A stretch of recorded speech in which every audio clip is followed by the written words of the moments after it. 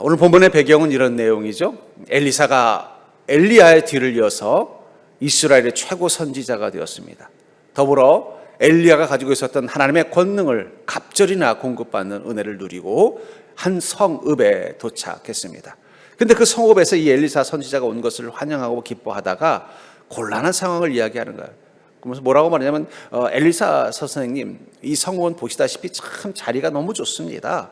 살기도 좋고 농사짓기도 좋고 다 좋은데 한 가지 약점이 뭐냐면 이 물이 안 좋아가지고 이 농사를 지어도 열매들이 제대로 맺지를 못합니다. 그 성읍을 보니까 정말로 거긴 참 살기 좋은 터를 잘 잡은 이 성읍인 것을 보게 됩니다. 근데 거기서 물이 좋지 않아서, 물이 없는 게 아니라 물이 좋지 않아서 농사가 잘 되지 않는다는 이야기를 듣고는 엘리사는 소금을 가져다가 어떻게 해요? 그 물의 근원에다가 던지라고 말합니다. 그리고 그 물의 근원에 이 세 그릇에 소금을 담아 던지는 그 순간 그 물이 마치 마라에 쓴 물이 단물로 바뀌게 되는 것처럼 좋은 물로 바뀌어서 이제는 농사도 잘 짓게 되는, 그래서 정말 살기 좋은 땅으로 바뀌게 되었다라는 내용입니다. 우리 고사성어에 보면 일사천리라는 말이 있어요. 일사천리라는 말은 어떤 뜻이냐면 한 번 모인 물이 단번에 천리를 흘러간다. 강물이 예를 들면 중국이라면 이 장강, 양자강 같은 강물이 한번 모이면 어떻게 되는 거예요? 단 한숨에 천리를 내려간다는 거예요. 근데 그 일사천리라는 건 뭔가 일이 착착착 잘 진행되는 걸 말하는데, 여러분들 강물이 흘러내려갈 때 단숨에 천리를 내려가나요? 아닙니다. 강물이 내려가다 보면 구분기를 만나기도 하고 웅덩이를 만나서 멈추기도 하고 혹은 벼락을 만나서 폭포가 돼서 떨어지기도 하고 때로는 물길이 좁아져 가지고 어떻게 돼요? 힘겹게 통과해야 될 때도 있고 또 그 물길이 낮아져 가지고 물이 제대로 넘어가지 못하고 기다려야 될 때도 있다란 말이에요. 우리 모든 세상 속에는 모든 게 한 번에 잘 흘러가는 건 없어요. 여기 이 아마 여리고 성이라고 판단되는 이 성도 뭐예요? 모든 게 다 좋지만 그만 물이 좋지 않아서 사람이 살기 어려운 땅이 된 것처럼 모든 게 다 좋은 듯해 보이지만 그 가운데 어려운 부분들이 있고 풀리지 않는 순간들이 있다는 것입니다.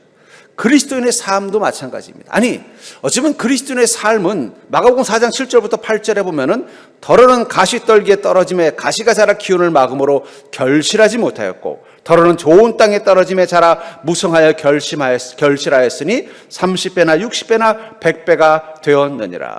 우리가 예수 그리스도를 통해 새로운 피조물, 거듭난 자, 구원의 복된 삶 속에 거하는 자, 성령 하나님의 인도하심과 도우심 가운데 사는 인생이 되는 그 순간 가시떨기와 같은 인생이 좋은 땅으로 바뀐 것입니다. 그러니까 여러분들은 다 좋은 땅이에요. 하나님께서 형통과 복을 누리게 허락하신 인생이라는 것입니다. 그런데 그 땅 가운데 단점이 있다는 거예요. 그게 뭐예요? 이 나쁜 물과 같은 그것 때문에 마치 이 성은 다 좋은데 그 물이 나빠서 열매를 거두지 못하니까 사람 살기 힘든 땅이 돼버렸던 것처럼 우리는 이미 예수 그리스도를 통해서 30배, 60배, 100배의 열매를 맺는 인생으로 이미 바뀌었습니다. 전 여러분들이 그것을 믿는 믿음 되기를 주의 이름으로 축복합니다. 우리는 가시떨기가 아니에요. 이미 좋은 땅으로 바뀌었는데 그 안에 뭐가 있는 거예요? 아직 해결되지 않은, 풀리지 않은 우리 인생을 막는 그 나쁜 물과 같은 게 있는 것입니다. 우리는 형통의 복을 성경에서 보면 어떻습니까? 요셉을 보세요. 요셉은 형통의 복을 누린 사람입니다. 그래서 성경이 뭐라고 말해요? 하나님이 그와 함께함으로 범사에 형통하였더라. 하지만 그에게도 늘 나쁜 물이 있었어요. 어떤 물이 있었어요? 형들의 시샘이라는 나쁜 물, 또 보디발 장군 집에서 종살이라는 나쁜 물, 그 보디발 장군 아내의 유혹이라는 나쁜 물, 왕의 감옥에 죄수로 갇혔다는 나쁜 물, 그곳에서 열심을 다했지만 이 요셉에게 도움을 받고는 나가버리면 잊어버리는 그 나쁜 물이 계속 요셉의 형통을 막고 있었다는 거예요. 그럼에도 불구하고 요셉은 어떻습니까? 그곳에서 60배, 30배, 100배의 열매를 맺듯 형통의 삶을 살아내는 것을 보게 됩니다. 전 여러분들이 이미 좋은 땅의 인생이라는 사실을 믿는 믿음이 있기를 주의 이름으로 간절히 축원합니다. 여러분들 아직도 여러분들이 믿음이 있다고 하면서도 자기 인생을 가시떨기라고 생각하는 사람이 있어요. 그래서 조금만 나쁜 일이 있으면 뭐라고 생각해? 그럼 그렇지, 내가 뭐 아직도 팔자 타령하고 있어요. 여러분, 우리는 팔자 타령하는 게 아니라 우리는 열십자를 타령합니다. 왜냐하면 예수 그리스도의 십자가로 이미 좋은 땅으로 바뀌었기 때문이라는 거예요. 옆 사람 보기서 당신은 좋은 땅입니다. 우리 그것부터 믿는 믿음을 회복하십시오. 우리는 이미 예수 그리스도를 통해서 요셉과 같이 형통의 복을, 구원의 복을 누릴 수 있는 인생으로 변화된 것입니다. 근데 중요한 건 그럼에도 불구하고 우리 인생 가운데 뭐예요? 나쁜 물이 있다는 거예요. 우리 인생의 그 축복의 열매를 맺지 못하게 만드는 나쁜 물. 이 성읍이 땅도 좋고 장소도 좋고 모든 게 다 좋지만 물이 나빠서 열매가 제대로 맺지 못하는 것처럼 그 물만 바꾸면 어떻게 되는 거예요? 이제는 풍성한 형통의 열매를 맺는 인생으로 바뀔 수 있는 거예요. 우리나라도 그렇잖아요. 우리나라 선진국에 여러분 이 남을 지배하던 국가가 아니라 지배당하던 나라 중에 선진국이 된 나라는 대한민국이 유일합니다. 아직도 수많은 경제학자들이 그 이유를 찾지만 정확한 답을 못 찾고 있어요. 거기다 우리나라 산업은요, 앞으로 미래가 창창한 첨단 산업의 강국입니다. 여러분들, 우리나라는 앞으로도 뭐 AI 시대가 돼도 잘 살 수 있는 요소들을 많이 가지고 있어요. 어떤 경제학자가 그러더라고요. 우리나라는 못 살 이유가 없대요. 왜냐면 첨단 산업, 뭐 반도체라든지, 뭐 2차 전지라든지, 뭐 바이오라든지, 뭐 다 좋은 걸 다 가지고 있다는 거예요. 근데 하필이면 나쁜 물이 생겼어요. 뭐예요? 갑자기 중국하고 미국이 사이가 나빠지고, 갑자기 코로나가 터지고, 또 갑자기 우리나라 정치가 막 시끌시끌하고. 그렇다고 해서 우리가 가지고 있는 이 좋은 땅이 사라지는 건 아닙니다. 우리는 또 문화대국이잖아요. 우리나라가 이 문화대국이 될 거라고 누가 상상을 했겠어요? 마찬가지라는 거예요. 여러분, 우리 그리스도인들은 이미 좋은 땅으로 변한 인생입니다.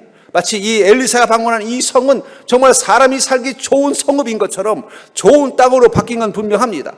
하지만 그 안에 뭔가 이 좋은 땅의 열매를 맺지 못하게 하는 30배, 60배, 100배의 열매를 맺지 못하게 하는 그 나쁜 물이 있는 거예요. 그것만 해결하면 어떻게 돼요? 이제는 열매를 맺는 거예요. 옆 사람은 다시 한번 인사할까요? 좋은 땅입니다. 100배의 열매를 기대하십시오. 그러니까 여러분, 그걸 기억하셔야 돼요. 제가 이번 주에 제가 기도원을 다녀왔어요. 제가 자주 가는 기도원이 세 군데가 있는데, 하나는 저 지구촌 교회에 사는 필그림 하우스, 그리고 강남 금식 기도원, 그리고 오살리 기도원입니다. 근데 그 중에 제가 제일 많이 갔던 곳은 오살리 기도원이에요. 거기는 청년 때부터 제가 기도하러 갔던 곳입니다. 거기 가서 저는 많은 은혜도 경험했어요. 그러면서 이번에도 가서 기도를 하면서 가만히 묵상해 보니까 제 인생에 하나님께서 열매를 많이 맺게 해주셨더라고요. 제가 처음 그곳에 와서 기도할 때와 지금 이제는 뭐 50대 후반, 내일 모레 60을 맞는 이제 인생의 많은 시간을 살아오고 이제 담임 목사가 돼서 또 교회 사역을 위해서 기도하는 제 자신을 보면서, 아, 하나님께서 내 인생을 벌써 예전에 좋은 땅으로 만들어 주셨구나. 저는 그것을 다시 한번 기억하면서 감사가 되더라고요. 그런데 보니까는 거기 군데군데 이렇게 이 조용기 목사님 뒤를 이어서 이용 목사님이 쏜 표가 있더라고요. 그게 뭐냐면 절대 감사, 절대 감사랑 절대 뭐였더라? 절대 순종, 절대 순종, 절대 감사. 이게 사방에 붙어 있는 거예요. 절대 순종, 절대 감사. 가만히 그걸 보면서 왜 이 여의도 순복음교회 이 오살리 기도원에 와서 저는 은혜를 많이 받았어요. 또 응답도 많이 받았어요. 제 인생을 보면은 제가 이곳에서 기도하면서 하나님의 은혜로 내 인생에 많은 열매를 맺었구나, 이런 걸 깨닫다가 거기 보니까 절대 순종, 절대 감사가 확 들어오면서, 아, 그렇구나. 좋은 열매를 맺으려면 우리에게 뭐가 있어야 돼요? 온전한 믿음입니다. 그걸 아마 조용기 목사님이나 이영훈 목사님은 절대 순종, 절대 감사라는 단어 속에 표현하고 있는 거예요. 저는 여러분들이 지금 뭔가 내 인생이 풀리지 않는 것을 경험할 수도 있어요. 왜 이렇게 잘 안 되지? 왜 이렇게 내 인생에 뭔가 하나님께서 복을 주신다고 했는데 꼬이기만 하지? 목사님은 맨날 우리는 복을 받을 거라고 그러고 하나님 권능이 있다고 말하는데 왜 내 인생에는 복이 올 듯 하면서 안 되는 거지? 라는 이 풀리지 않는 문제가 있다면 그것은 여러분들의 삶 자체가 잘못돼서 그런 게 아니라 이미 예수 그리스도를 통해서 여러분들은 이미 좋은 땅으로 변화된 것입니다. 좋은 성읍으로 변화된 거예요. 다만 그 안에 아직도 뭐예요? 좋지 않은 물처럼 내 인생에 열매를 맺지 못하게 하는 토산을 이들 거두지 못하게 만드는 그 어떤 것을 우리가 해결해낼 수만 있다면 여러분들은 분명히 형통의 복을 누리는 인생이 될 줄 믿습니다. 그렇다면 첫 번째 우리에게 필요한 건 뭐예요? 우리는 형통의 복을 누릴 수 있는 존재라는 것을 여러분들이 기억하면서 사는 게 중요하다는 거예요. 여러분들은 이미 좋은 땅으로 주님이 바꾸어 놓으셨습니다. 하나님께서 좋은 열매, 풍성한 열매를 맺는 인생으로 이미 바꾸어 놓으셨다는 거예요. 그렇기 때문에 지금 우리가 이 형통에 따라가 믿는 믿음을 가졌다면 지금 내 인생의 이 나쁜 물을 바꾸기 위해서 우리는 어떻게 하나님의 은혜와 권능을 구해야 될까요? 전 그것을 통해서 여러분들의 인생 가운데 딱 하나만 해결하면 되는 그 나쁜 물, 그것들을 좋은 물로 바꿀 수 있는 믿음 될 수 있기를 주의 이름으로 간절히 축원합니다. 먼저 중요한 건 축복의 열매는요, 조건 뒤에 은혜가 임하는 것이라는 것입니다. 여러분들 축복의 열매는 조건 뒤에 은혜가 임하는 것이라는 사실을 기억하시기 바랍니다. 19절에 보니까 그 성읍의 사람들이 엘리사에게 말하되 우리 주인께서 보시는 바와 같이 이 성읍의 위치는 좋으나 물이 나쁨으로 토산이 익지 못하고 떨어지나이다. 여기 성읍의 위치는 좋다. 위치라는 말은 단지 장소만을 말하는 게 아니라 여러 가지 조건적으로 좋은 곳이라는 거예요. 뭐 농사 짓기도 좋고 사람 살기도 좋고 물도 아마 풍성할 것입니다. 그래서 그곳에 성읍을 다시 쌓았는데 문제는 뭐라는 거예요? 물이 좋지 않아서 나무들이, 식물들이 열매를 제대로 맺지 못한다는 거예요. 좋은 성읍이라는 것은 안전하고 충분한 공간과 교통의 요충지, 또 여러 가지 또 풍성한 또 농사를 짓고 생활하기 좋은 요건들일 것입니다. 우리 인생에도 그렇죠. 좋은 계획들을 가질 때가 있어요. 우리가 하는 일들에 유익이 되고 성공이 되고 가능성이 있는 일들을 경험할 때가 있다는 거예요. 근데 그 안에 나쁜 물이 있다는 거예요. 좋은 열매를 맺지 못하게 하는 어떤 장애 요소가 있는 거예요. 그것을 해결해야만 어떻게 돼요? 우리는 풍성한 은혜를 누리는 것입니다. 제가 이 성공하는 그리스도인들을 이렇게 분석을 해보면요, 그들에겐 공통점이 있어요. 첫째는 열정이 있습니다. 여러분, 성공하는 그리스도인들은요, 주님이 주신 명령과 소망 앞에 열정을 가지고 있어요. 자기 인생에 대해서 열정, 하나님이 내 인생을 복을 주실 거라는 확신을 가지고 있어요. 그러니까 여러분, 성공하는 그리스도인들은 자기 인생을 좋은 땅이라는 믿음을 가지고 있습니다. 마치 여러분들에게 만약에 농사를 짓는데 좋은 땅이 딱 주어졌다고, 여기는 뭘 심어도 잘 돼요. 그러면 그 순간 그 땅을 보면서 어떤 마음이 있겠어요? 아, 내가 여기다 뭘 심어야 되지? 마음에 열정이 생기지 않겠냐는 거예요. 또 그것이 열매를 맺도록 열심을 다하지 않겠냐는 거예요. 아, 그리고 그래서 그의 농사를 져봤더니 정말 열매를 많이 거두면 어떻게 되겠어요? 또 그 다음에 그 땅을 바라보면서 기대할 거 아니에요. 아, 이번엔 이걸 한번 심어볼까? 자신이 좋은 땅으로 바뀌었다는 믿음의 확신이 있는 사람은 자기 인생에 대한 열정이 생기게 됐어요. 왜냐하면 복의 열매를 거둘 수 있다는데 열정이 안 생기겠습니까? 당연히. 여러분, 장사를 하시는 분도 장사를 해서 돈을 많이 벌시면은요, 열심히 하지 말라 그래도 밤을 새가면서 장사를 해요. 근데 해도 별로 수입이 안 나오면요, 갑자기 흥미를 잃어버리는 거예요. 자기 인생이 좋은 땅이라는 믿음이 생기면요, 자기 인생에 대한 열정이 생기는 거예요. 뭔가 내 인생을 잘 살아보고 멋지게 살아보려고 하는 열정이 생긴다는 거예요. 또 지혜가 있어요. 제가 보면은요, 성공하는 그리스도인들은 지혜가 있습니다. 어떤 지혜예요? 성령께서 주시는 지혜. 그리고 자신이 인생을 통해서 지혜를 배우려고 노력해서 얻는 지식들, 그런 것들을 가지고 있더라고요. 또 성공적인 그리스도인들 보면 태도가 달라요. 성실함이라는. 또 자기 삶에 대해서 뭔가 적극적이고 또 신뢰를 줄 만한 행동들. 이 세 가지를 가진 사람들은 다 성공하는 사람들의 공통된 특징. 그리스도인이 아니더라도요, 이런 사람, 이 열정과 지혜와 좋은 태도를 가진 사람은요, 성공할 수 있는 좋은 땅을 가진 사람들입니다. 그러니까 여러분들이 누구랑 사귀든지 누구를 만나더라도 어떻게 돼요? 이 세 가지를 가진 사람은 가까이 지내도 좋아요. 열정이 있고 지혜가 있고 그 태도가 선하고 성실하다면요, 그런 사람은 일부러라도 친구를 만나고 가까이 해도 좋다는 거예요. 근데 그것만 가지고는 복이 안 되더라고요. 성공하는 그리스도인들은 열정과 지혜와 태도에서 더해서 뭐가 있냐면 하나님의 은혜와 권능을 믿고 의지하는 믿음이 있더라고요. 제가 그 인생을 뭔가 복을 누리는 인간적인 복, 세상적인 복, 또 자기의 영적인 복, 또 가정의 복, 삶의 복을 누리는 그리스도인들을 바라보면요, 그들의 공통점이 뭐냐? 열정과 지혜와 태도에 더해서 하나님의 은혜와 권능을 믿고 의지하는 믿음을 가지고 있습니다. 제가 전에 섬기던 교회에 한 장로님이 계셨는데 그 장로님이 사업이 너무 잘 되는 거예요. 사업이 너무 잘 돼서 그냥 1년에 반은 해외 출장을 가시는 분이에요. 근데 그분은 새벽 예배를 그렇게 열심히 나오는 거예요. 심지어는 출장 가는 그 당일도 새벽 예배를 마치고 가시는 거예요. 그래서 제가 그 장로님께 여쭤봤어요. 아, 이거 장로님, 그렇게 바쁘신데 어떻게 이렇게 새벽 예배를 한 번도 안 빠지시고 이렇게 열심히 나오십니까? 그랬더니 그 얘기하는 거예요. 아이고 목사님, 제가 사업에 성공하는 비결이 이 새벽 예배예요. 그분은 알고 있는 거예요. 어떤 걸 알고 있어요? 내가 성공하려면 좋은 땅, 열정과 지혜와 태도라는 좋은 땅만 가지고는 안 되는 거예요. 하나님의 은혜라는 내 쓴물을 단물로 바꿔주는 하나님의 은혜가 있어야 된다는 걸 알기 때문에 어떻게 한 거예요? 자기가 바쁜 더 좋은 열매를 거두는 사업가가 되기 위해서 더 기도를 멈추지 않는 것입니다. 전 그래서 특별히 우리 교회 이 사업하는 성도님들에게 늘 좀 강조드리고 싶은 게 있어요. 기도를 더 사모하라고 좀 말씀드리고 싶어요. 아무리 내가 열정을 가지고 있고 지혜를 가지고 있고 내가 그 일을 해낼 만한 능력과 태도를 가지고 있어도 그 나쁜 물을 바꿔주시는 하나님의 은혜가 없으면요, 열매가 안 생기는 거예요. 아무리 객관적으로 봐도 이게 잘 될 일인데 왜 안 되지? 뭐가 없는 거예요? 나쁜 물이 열매를 못 맺게 하는 거예요. 그걸 바꿔주는 게 뭐라는 거예요? 하나님의 은혜와 권능이라는 것입니다. 우리 인생 가운데 마치 그 토산이 익지 않는 상황 같은 게 있다는 거예요. 우리가 하나님의 형통 가운데 있는 존재라는 것을 여러분 부인할 필요는 없습니다. 토산이 익지 않는 것은 하나님이 우리에게 형통을 주지 않아서가 아니라 그 형통 가운데 무엇이 필요한 것입니까? 하나님의 은혜가 임해야 된다는 거예요. 그것을 위해서 우리에게 필요한 것은 기도입니다. 여러분들, 저는 이 금요 예배가 좀 더 뜨겁게 기도하는 시간이 되길 원해요. 제가 이번에 그 오살리 기도원에 오랜만에 갔어요. 한동안은 그쪽이 좀 여기서 좀 교통이 불편해가지고 제가 그쪽에 잘 안 가고 저 강남문식 기도원이나 혹은 조금 멀지만은 필그림 하우스를 많이 갔는데 정말 오랜만에 오살리 기도원을 갔는데 너무 깜짝 놀랐어요.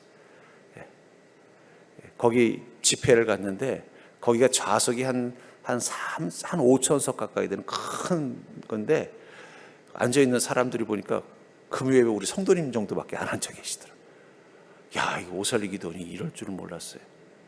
사람 많아가지고 야, 끝나고 밥 먹을 때 빨리 나가야지. 거기 늦게 가면요 식사를 막 1시간씩 기다려야 되는데 근데 깜짝 놀란 거예요. 에이, 설마 첫째 날만 그러겠지. 3일 내내 밤이니까 그러겠지. 낮에도 그렇더라고요. 근데 여기도 순복음교회가 지금 위기구나. 옛날에는 그 기도원에 막 그 기도를 사모해가지고 그냥 버스가 내리자마자 뛰어가는 사람들, 서로 앞자리에 앉으려고 맨 앞에 바닥에 앉으려고 막 밀고 싸우고 그러던 곳이었어요.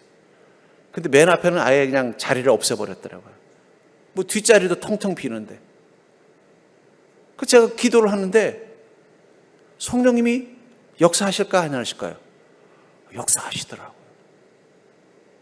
제 안에 성령님이 강하게 저를 만져주시는 게, 성령께서 제 마음에 야, 너 그동안 좀 힘들었구나.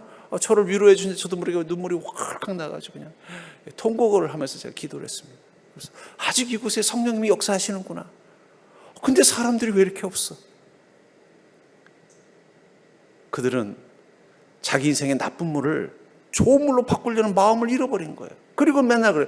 왜 내 이렇게 인생이 안 풀리지? 왜 안 풀리지? 이 생각만 하고 있는 거예요. 걱정이 되더라. 어쩌면 그게 이 땅에 지금 교회의 문제인 것 같아요. 여러분들, 하나님이 이미 여러분들을 좋은 땅으로 바꾸셨습니다.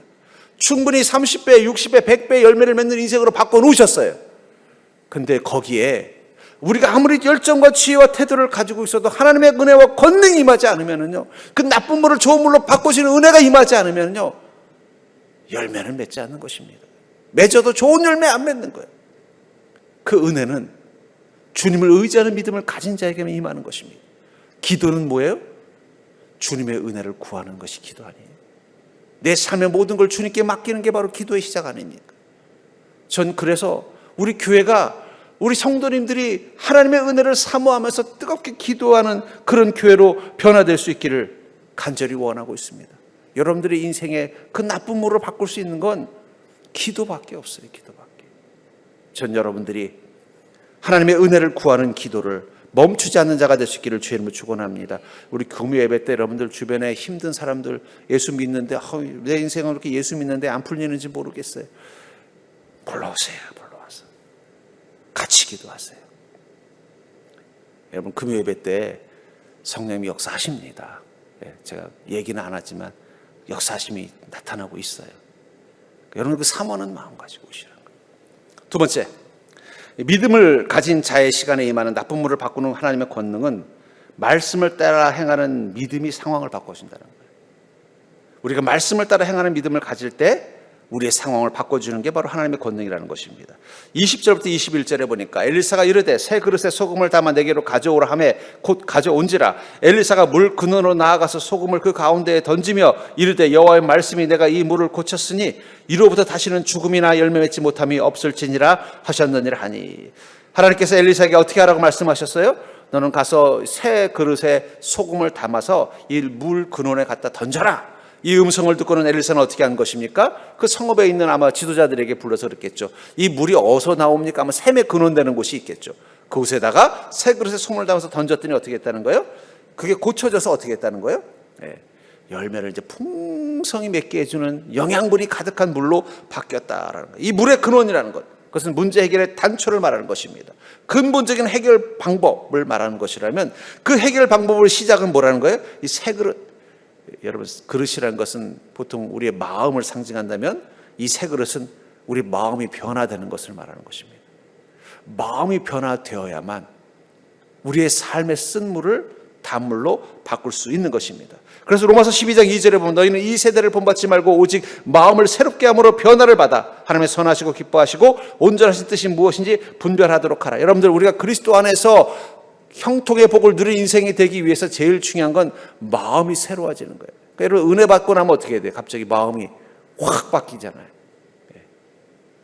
그래서 그 기도원에 가서 막 사람들이 막 아멘하고 은혜 받고 나면은요 달라져요.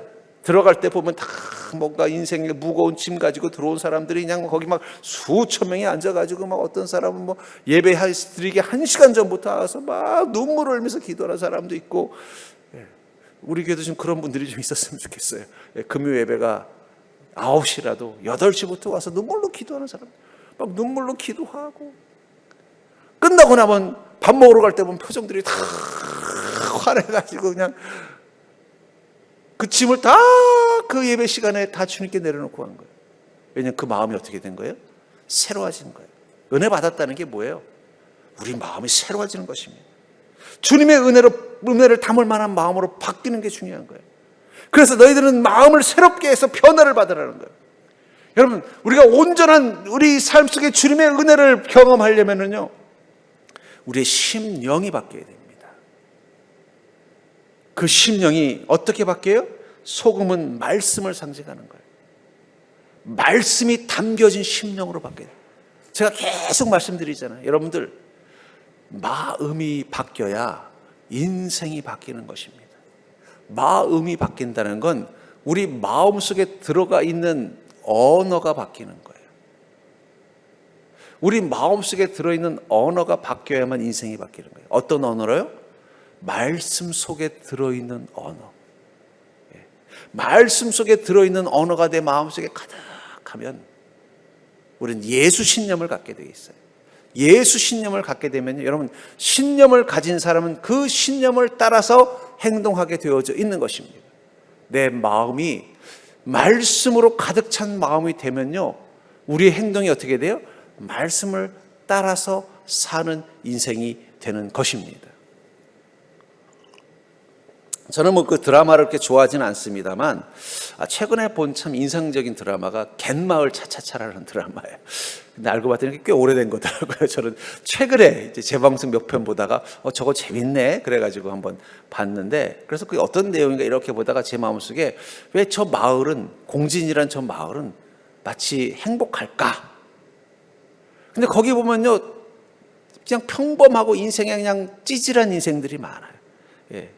스타를 꿈꿨지만 실패해서 그 시골에서 카페를 하면서 그냥 그 동네 사람들에게 가끔씩 통기타 쳐주는 가수, 또 자식을 잃고서 그 스트레스 받아서 우울증에 빠져 있다가 또 그게 이제 또 사람들에게는 또 뭔가 좀 수다스러운 또 이혼한 사람, 또 서울에서 그 증권회사에 잘 다니다가 그만 이 주식이 무너지면서 사람들에게 피해를 주고 그 죄책감 때문에 와 있었던 주인공, 또 치과를 의사로 있다가 서울에서 그만 찍혀가지고는 개업을 할 수 없게 다른 치과 병원에 못 들어가서 낙심하고 왔다가 그곳에 개업을 한 치과 의사, 그런 사람들이 같이 모였는데 행복해 보이는 거예요. 그래서 제가 그랬어요. 아니, 세상도 다 그런 사람들이 모여서 사회를 만들고 구성원을 만드는데 왜 저 개마을 차차차처럼 행복하지 않을까 하다가 가만히 그 사람들이 이 연기를 보다가 깨달은 게 있어요. 왜냐하면 그 사람들의 입에서 나오는 말들이 하나씩 하나씩 다 철학적이더라. 그냥 평생을 이 바닷가에서 이 생선 오면은 생선 다듬어 가지고 오징어 다듬어서 그거 팔아 가지고 자식들 공부시키고 생계를 유지하는 그 할머니가 말 한마디 할 때마다 그게 저분은 그냥 시골에서 그냥 오징어나 잡아 가지고 오징어 정리해서 파는 할머니인데 그 말에는 인생의 깊이가 담겨 있는 거예요. 그냥 던지는 말 한마디가. 그러니까 거기 나오는 그 평범한 우리와 똑같이 인생에 그냥 특별할 게 없고 인생에 여러 가지 아픔도 있고 어려움도 겪은 사람들인데 그들이 서로 대화할 때 보면 그 대화 속에 뭐가 있는 거예요? 천박한 말이 아니라 정말 귀담아 들을 만한 말들을 평범하지만 그 말 속에 다 들어있는 거예요. 그때 제가 깨달았습니다. 여러분, 천국은 인생에 문제가 없는 사람들이 모인 게 아니라 인생에 아픔도 있고 어려움도 있고 실패도 있지만 그 실패 속에 마음속에 뭘 담은 거예요? 죄와 욕망이 아니라 그 속에서 마음속에 선하고 바르고 온전한 것들을 품을 수 있는 마음들을 가진 사람들이 모이면 천국인 거예요. 거기 보면 최근에 제가 또 한번 지나가다가 보면서 인상 깊었던 게 뭐냐면 어떤 푼수와 아줌마가 있는 거예요. 그냥 막 사람들에게 말 잘못해가지고 막 사람들을 때로는 오해도 시키고 그러는 거예요. 그런데 그것 때문에 이제 한번 화가 난 한 사람이 이제 그 사람하고 싸운 거예요. 그랬더니 그 사람하고 친한 사람이 와서 그 마을에 이사 온 이제 치과 의사죠. 근데 그 얘기를 하는 거예요. 저 사람 자기 아들을 잃고 한동안 집 안에서 나오지도 않았다는 거예요. 나오지도 않고 아무하고 말도 안 했다는 거예요. 그러다가 사람들이 조금씩 그 사람에게 관심을 가져주고 돌봐주니까 언제부터 말을 하기 시작했다는 거예요. 근데 이게 말이 때로는 과해가지고 막 소문도 내고 푼수짓도 하고 그래도 사람들 뭐라면 아이고 그래 그때 그 골방에서 말도 안 하고 있을 때보다 낫지. 그 마음 가지고 저 푼수 아줌마를 대해주는 거라고 얘기하는 거예요. 제가 그 말을 듣고 그때 깨달은 게 있습니다. 여러분들, 천국은요, 마음속에 선함과 진리를 품고 있는 사람들이 모여야 천국이 되는 거예요. 하나님의 말씀이 내 마음 가운데 들어와서 내 마음이라는 그릇에 하나님의 말씀이 들어와 있으면 그 순간 어떻게 돼요? 나쁜 물은 좋은 물로 바뀌는 것입니다. 내 인생을 불행하게 만드는 근원들이 내 인생을 복되게 만드는 근원으로 바뀌는 거예요. 이 나쁜 물 때문에 이 성의 농사는 다 망쳤어요. 근데 그 나쁜 물이 좋은 물로 바뀌니까 그 성에 풍년을 만드는 이유로 바뀌게 된 것입니다. 우리 인생 가운데도 풀리지 않는 순간이 있을 거예요. 그럴 때 여러분들 어떻게 해야 될까요? 내가 왜 이런 일들이 일어나는지를 누구에게 물어야 돼요? 하나님 앞에 듣는 거예요. 말씀이라는 건 내 인생을 향한 하나님의 뜻과 계획이 담겨져 있는 것입니다. 그래서 그 말씀을 듣고 그 말씀을 따라 순종하기로. 그래서 제가 그 절대 순종, 절대 감사라는 그 문장이 이번에 확 와닿았어요. 그 문장은 전에도 그 기도원에 늘 있었어요. 근데 한 번도 저는 그 말에 대해서 귀를 기울이지 않았어요. 근데 제가 이번에 가서 제가 청년 때부터 다녔던 그 기도원, 그러면서 제가 지금까지 내 삶을 돌아보니까 하나님이 내 인생을 좋은 땅으로 만드셨고 내 삶의 순간순간마다 그곳에서 하나님의 은혜와 인도하심을 따라 제가 거기서 내 아내랑 결혼을 해야 됩니까 말아야 됩니까 물으러 갔어요. 갔더니 하나님이 결혼하라고 말씀하셔서 결혼을 했습니다. 제 인생의 중요한 순간마다 저는 그곳에 가서 기도했어요.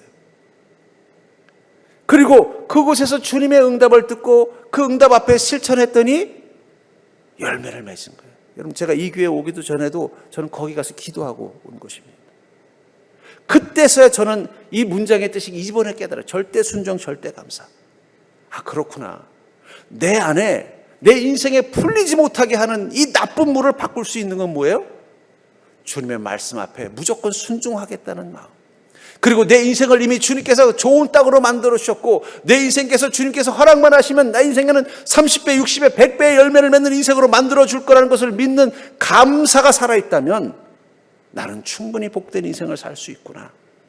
그때서야 저는 그 절대 순종, 절대 감사라는 말이, 전에는 뭘 절대 순종은, 절대 감사인데, 순종까지는 어쩔 수 없지만 어떻게 절대 감사를 하나. 그냥 순종 감사는 모르겠는데 꼭 절대라는 말, 절대 안 된다는, 순종하지 않으면 안 된다는, 감사하지 않으면 안 된다는 이 말에 저는 부담감으로 느껴졌는데, 저는 이번에 가서 그 문장이 제 마음 가운데 확 와닿은 거예요.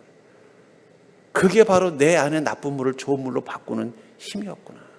여러분들, 우리 인생 가운데 풀리지 못하게, 내 인생에 좋은 열매를 맺지 못하게 하는 그 나쁜 물, 이것을 해결할 수 있는 것은 내 마음을 새롭게 하고 주님의 말씀을 내 마음에 담아서 절대 순종, 절대 감사하는 마음으로 나아가겠다고 결단할 때부터 이루어진다는 거예요. 그러니까 여러분, 우리 인생이 뭔가 꼬이고 어려울 때 우린 절망할 게 아니라 어떻게 해야 돼요? 주님의 뜻을 물어야 됩니다. 다윗은 어땠습니까? 다윗이 블레셋에 도망가서 거기 숨어 살고 있을 때 갑자기 아말렉족들이 나타나서 다윗이 없는 동안 다윗의 성읍에 쳐들어와서는 가족들과 또 자기 부하들의 식구들을 다 포로로 끌고 가고 재물을 다 납치해 다 빼앗아 갔을 때 얼마나 절망적이었습니까? 그 상황을 사무엘상 30장 6절부터 8절에 보면 이렇게 말하죠. 백성들이 자녀들 때문에 마음이 슬퍼서 다윗을 돌로 치자 하니 다윗이 크게 다급하였으나 그의 하나님 여호와를 힘입고 용기를 얻었더라. 다윗이 아히멜렉의 아들 제사장 아비아달에게 이르되 원하건대 에봇을 내게로 가져오라. 아비아달이 에봇을 다윗에게로 가져가매 다윗이 여호와께 묻자와 이르되 내가 이 군대를 추격하면 따라잡겠나이까 하니 여호와께서 그에게 대답하시되 그를 쫓아가라. 내가 반드시 따라잡고 도로 찾으리라. 얼마나 힘들고 놀랐는지 크게 다급했다고 말하고 있어요. 근데 그 순간 그는 하나님 주시는 용기를 가지고 무엇부터 했어요? 에봇을 가져다가 주님의 뜻을 물었다는 거예요. 에봇이라는 것은 제사장들이 하나님의 뜻을 묻기 위해서 입는 옷입니다.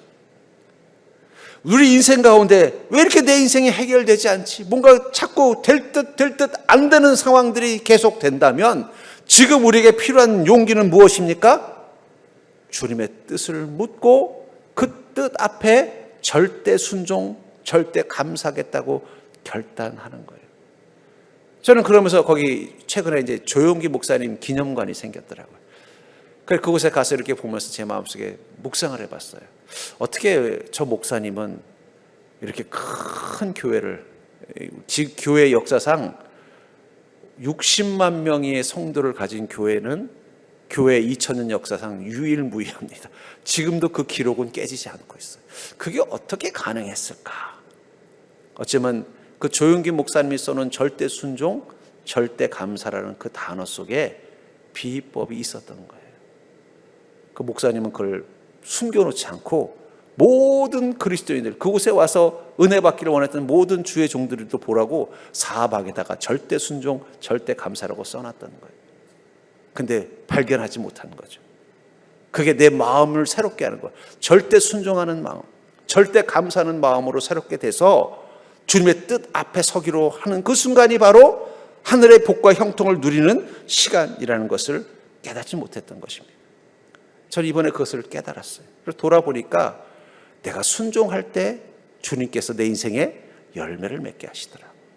내가 감사할 때 내 마음속에 주님의 위로와 새 힘을 갖게 하시더라고요. 전 여러분들이 내 인생에 풀리지 않는 그 순간에 다시 한번 그 마음을 새롭게 하고 주님의 말씀을 여러분들의 마음 가운데 담는 자가 될 수 있기를 주의 이름으로 축복합니다. 세 번째로 믿음을 가진 자의 시간에 임한 나쁜 물을 바꾸시는 하나님의 권능은 내 인생의 어려움과 문제 가운데서 두려움과 불신은 버려버리고 오직 순종의 믿음으로 던지듯 나아가는 것이 필요하다는 것입니다.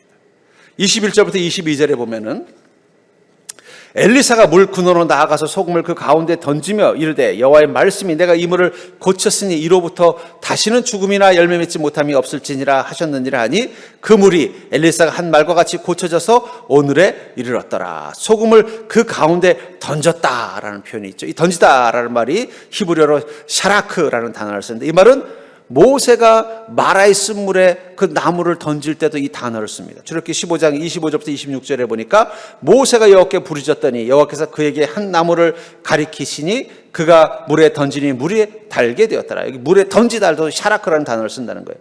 거기서 여호와께서 그들을 위하여 법도와 율례를 정하시고 그들을 시험하실세 이르시되 너희가 너희 하나님 나 여호와의 말씀을 들어 순종하고 내가 보기에 의를 행하며 내 계명의 귀를 기울이며 내 모든 규례를 지키면 내가 애국 사람에게 내린 모든 질병 중 하나도 너에게 내리지 아니하리니 나는 너희를 치료하는 여호와임이니라.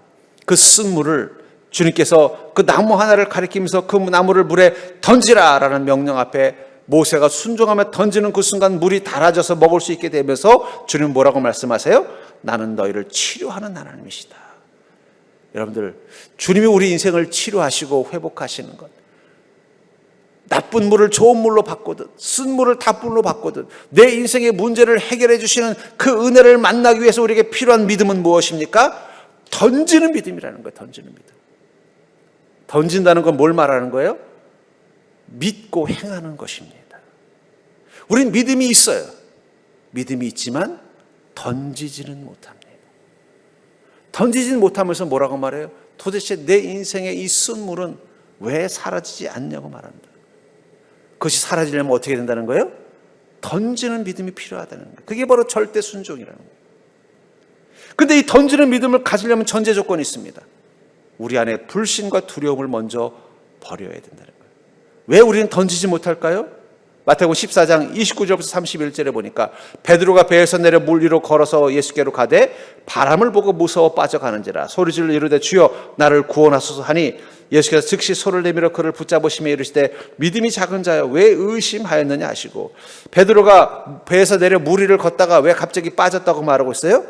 바람을 보고 무서워했기 때문이다라는 거예요. 여러분들, 하나님의 은혜와 능력을 경험하는 장소는요, 내 눈에 봐도 아무 문제가 없는 곳에서 은혜와 능력이 나타나는 게 아니에요. 하나님의 은혜와 능력은 내 눈에 두려움과 근심을 주는 상황 가운데 임하는 것입니다. 우리 삶에 문제가 있을 때마다 하나님 나를 사랑하신다면 왜 나에게 이런 어려움을 주세요?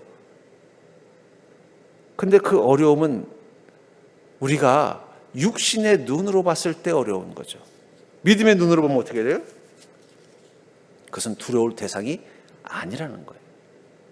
베드로가 예수님을 믿는 믿음 가지고 용기 있게 뛰어내렸어요.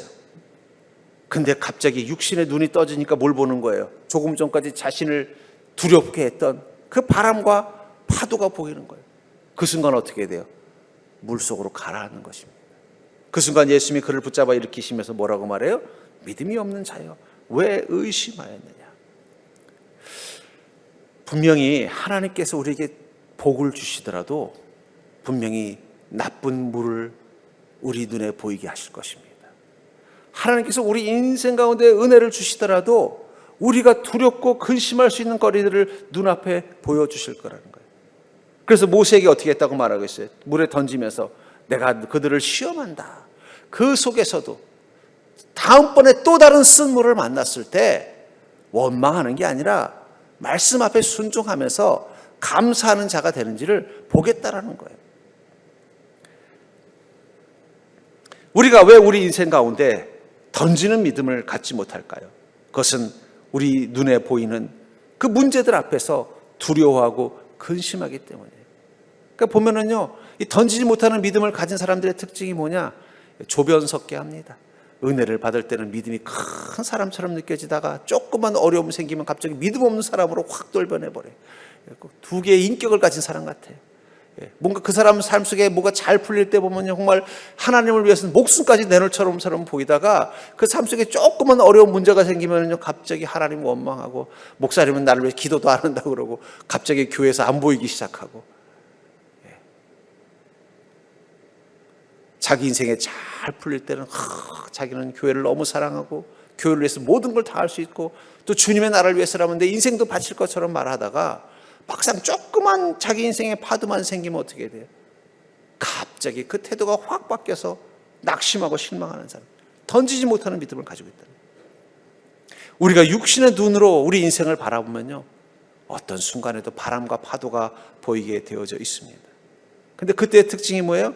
내 믿음이 잠들어 있다는 거예요. 여러분, 안경을 쓰시는 분들은 알 거예요. 아침에 일어나면 제일 먼저 무엇부터 해요? 안경부터 써야 됩니다. 안 쓰면 어떻게 돼요? 들이받는 거예요. 걸려 넘어지는 겁니다. 우리는 날마다 믿음의 안경을 먼저 쓰고 하루를 시작하셔야 돼요.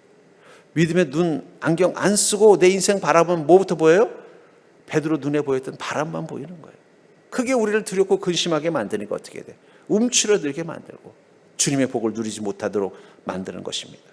그러므로 사랑하는 성도님들, 우린 두려움과 불신을 내려놓고 오직 순종의 믿음을 던지듯, 그게 바로 어쩌면 절대 순종, 절대 감사.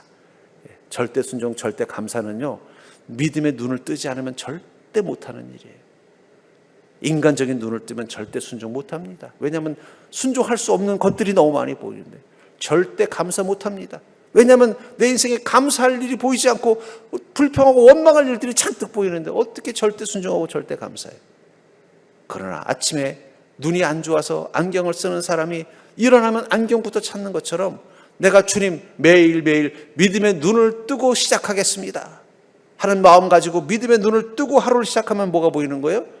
순종할 수 있는 길이 보이고 감사할 수 있는 것들이 보이는 거예요. 그 순종과 감사의 시간들을 나아가면 뭐가 되는 거예요? 내 인생의 쓴물이 단물로 바뀌어 있는 것을 보게 되는 것입니다. 그럼 그때부터 내 인생 가운데 열매가 맺기 시작해요. 이미 주님이 좋은 땅으로 바꿔놓으셨는데 물까지 좋아지면 어떻게 돼요? 그때 비로소 30배, 60배, 100배의 열매를 거두는 것입니다. 그러려면 우리에게 필요한 것은 바로 이 던지는 믿음입니다. 절대로 던지는 믿음은 절대 순종, 절대 감사다. 제가 이번에 기도원에 가서 제가 받은 가장 큰 응답은 그것입니다. 너는 어떤 순간에도 절대 순종하고 절대 감사하라. 그러면 너의 인생 가운데 30배, 60배, 100배의 열매는 당연히 맺을 것이다. 어쩌면 우리 인생의 나쁜 물, 그것은 바로 믿음으로 살지 못해서 절대 순종하지 못하고 절대 감사하지 못하는 우리 마음이 바로 나쁜 물일 수도 있습니다. 저는 그것을 제가 깨달았습니다. 여전히 내 안에 순종하지 못하는 부분, 감사하지 못하는 부분이 있어서 내가 기대했던 큰 열매를 못 맺었던 것은 아닌가.